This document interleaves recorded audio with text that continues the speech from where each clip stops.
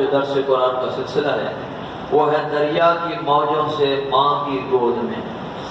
حضرت موسیٰ کلیم اللہ علیہ نبینا علیہ السلام کے حوالے سے فرعون، اس کو نجومیوں نے پہلے ہی خبر دے دی تھی کہ اسرائیل میں، بنی اسرائیل میں ایک ایسا بچہ پیدا ہوگا جو بنو اسرائیل میں پیدا ہوگا تیری سلطنت کی بربادی کا سبب ہوگا۔ اس لیے فرعون نے اپنی فوجوں کو یہ حکم دے دیا تھا کہ بنی اسرائیل کی ہاں جو بھی لڑکا پیدا ہو اسے قتل کر دیا جائے۔ اب یہ فرعون کا حکم تھا کیونکہ اس کو نجومی نے بتا دیا تھا کوئی لڑکا پیدا ہوگا اسی بنی اسرائیل میں جو تیری سلطنت کو ختم کر دے گا۔ اسی مصیبت اور آفت کے دور میں حضرت موسیٰ علیہ السلام پیدا ہوئے۔ جب آپ کی ولادت ہوئی تو بچے کو تو اس نے آرڈر جاری کیا ہوتا قتل کر دینا ہے۔ ان کی والدہ نے فرعون کے خوف سے ان کو ایک صندوق میں رکھ کر صندوق کو مضبوطی سے بند کر کے دریائے نیل میں ڈال دیا۔ اب حضرت موسیٰ علیہ السلام بچپنا ہے، چھوٹے بچے ہیں، ان کو صندوق میں بند کر کے جب دریائے نیل میں ڈال دیا تو خدا کا کرنا ایسا ہوا کہ دریا سے نکل کر ایک نہر فرعون کے محل کے نیچے بہتی تھی۔ یہ صندوق دریائے نیل سے بہتے ہوئے نہر میں چلا گیا۔ اتفاق سے فرعون اور اس کی بیوی آسیہ دونوں محل میں بیٹھے ہوئے نہر کا نظارہ کر رہے تھے۔ جب ان دونوں نے صندوق کو دیکھا تو خدام کو حکم دیا اس صندوق کو نکال کر محل میں لائیں۔ جب صندوق کھولا گیا تو اس میں سے ایک نہایت خوبصورت بچہ نکلا جس کے چہرے پر حسن و جمال کے ساتھ ساتھ انوار نبوت کی تجلیات جگمگا رہی تھی۔ فرعون اور آسیہ دونوں اس بچے کو دیکھ کر دل و جان سے اس پر قربان ہونے لگے، اور حضرت آسیہ نے فرعون سے کہا قرۃ عین لی ولک، یہ بچہ میری اور تیری آنکھوں کی ٹھنڈک ہے، عسیٰ ان ینفعنا او نتخذہ ولدا، قریب ہے کہ ہو سکتا ہے یہ ہمیں نفع دے یا ہم اسے اپنا بیٹا بنا لیں۔ وَهُمْ لَا يَشْعُرُونَ، قرآن کہتا ہے وہ بے خبر تھے۔ اسی طرح اس واقعے کو قرآن مجید میں سورہ طٰہٰ میں اس طرح بیان فرمایا کہ جب ہم نے تیری والدہ کو الہام کیا جو الہام کرنا تھا کہ اس بچے کو صندوق میں رکھ کر دریا میں ڈال دے، تو دریا اسے کنارے پر ڈالے کہ اسے وہ اٹھا لے گا جو میرا دشمن اور اس کا بھی دشمن ہے۔ میں نے تجھ پر اپنی طرف کی محبت ڈال دی اور اس لیے کہ تو میری نگاہ کے سامنے تیار ہو۔ چنانچہ ابھی موسیٰ علیہ السلام شیر خوار بچے تھے، فرعون کے محل میں تھے، اس نے صندوق سے نکالا اپنے پاس رکھا، اس لیے ان کو دودھ پلانے والی کسی عورت کی تلاش ہوئی کہ کوئی عورت اس کو دودھ پلائے، مگر آپ علیہ السلام کسی عورت کا دودھ پیتے ہی نہیں تھے۔ ادھر حضرت موسیٰ علیہ السلام کی والدہ بے حد پریشان تھی کہ نامعلوم میرا بچہ کہاں اور کس حال میں ہوگا۔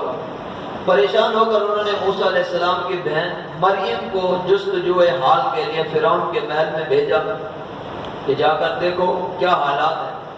مریم نے جب یہ حال دیکھا کہ بچہ کسی عورت کا دودھ نہیں پیتا تو انہوں نے فرعون سے کہا کہ میں ایک عورت کو لاتی ہوں، شاید یہ اس کا دودھ پینے لگے۔ چنانچہ مریم حضرت موسیٰ علیہ السلام کی والدہ کو فرعون کے محل میں لے کر آ گئی، اور انہوں نے جیسے ہی جوش محبت میں سینے سے چمٹا کر دودھ پلایا تو آپ دودھ پینے لگے۔ اس طرح حضرت موسیٰ علیہ السلام کی والدہ کو ان کا پچھڑا ہوا لال دوبارہ مل گیا۔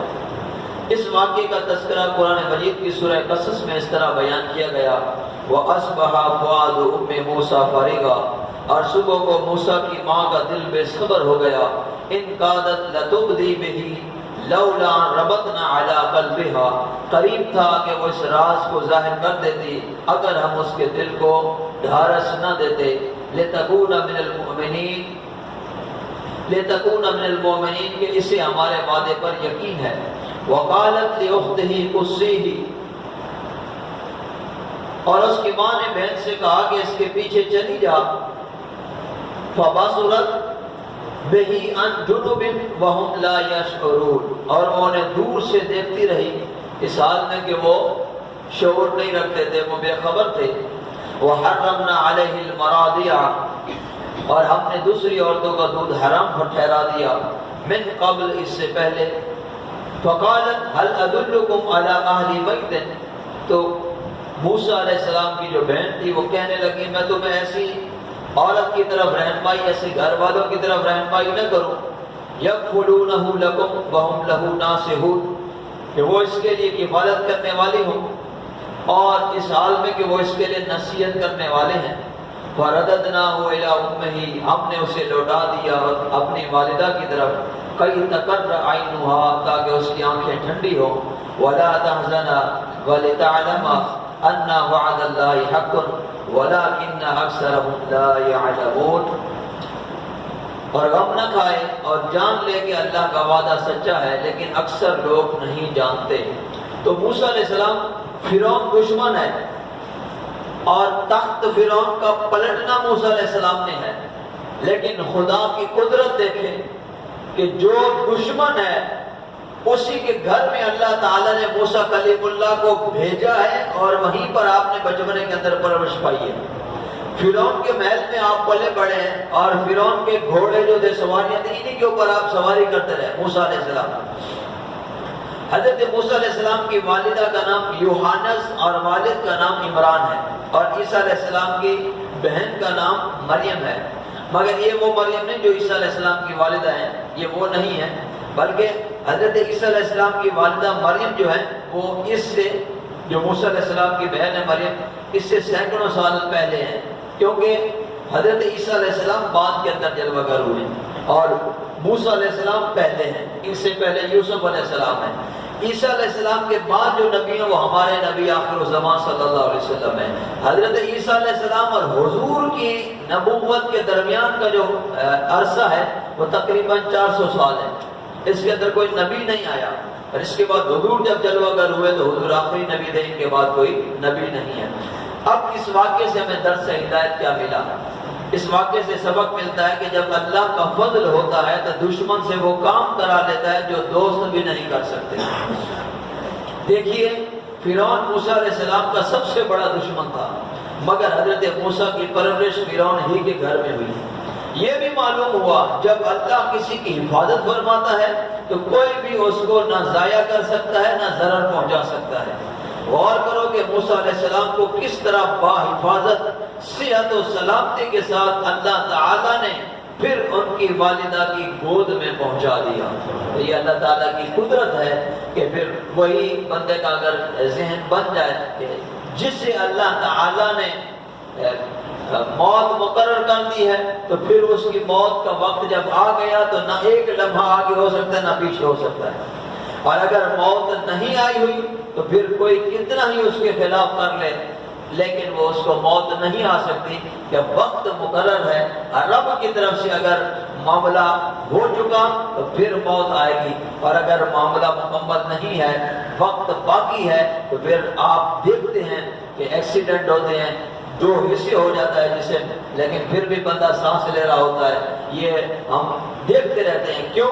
اس کی زندگی باقی ہے، جسے رب نے رکھا اور وہ باقی رہے گا۔ ہاں جس کو فنا ہے، موت کا وقت مقرر ہو گیا تو پھر اس کو بچانے والے کتنے بڑے بڑے آ جائیں وہ نہیں بچ سکتا۔ قرآن مجید میں وَلَا كُنْتُمْ فِي بُرُوجٍ مُشَيَّدَةٍ، اگر تم مضبوط قلعے بنا کے اس کے اندر بند بھی ہو جاؤ موت تمہیں وہاں سے نکال لے گی۔ یہ قرآن کا اٹل فیصلہ ہے، کل نفس ذائقۃ الموت۔ اللہ تعالیٰ ہم سب کو اللہ تعالیٰ کی فرما برداری کرنے کی توفیق عطا فرمائے۔ جو اللہ تبارک و تعالیٰ نے ہم پر عبادت کا فریضہ رکھا اللہ ہمیں اسے بجا لانے کی توفیق عطا فرمائے، اور رب تعالیٰ کی نافرمانی سے بچنے کی توفیق عطا فرمائے۔ اللہ تعالیٰ ہم سب کو اسی طرح غلامی رسول میں زندگی، غلامی رسول میں موت عطا فرمائے۔ تو میٹھے اور پیارے اسلام بھائیو، ماہ رمضان کی نورانی ساتھ ہے، آخری یہ دوسرا عشرہ ختم ہونے والا ہے، اس کے بعد آخری عشرہ ہے۔ ماہ رمضان ہم سے جدا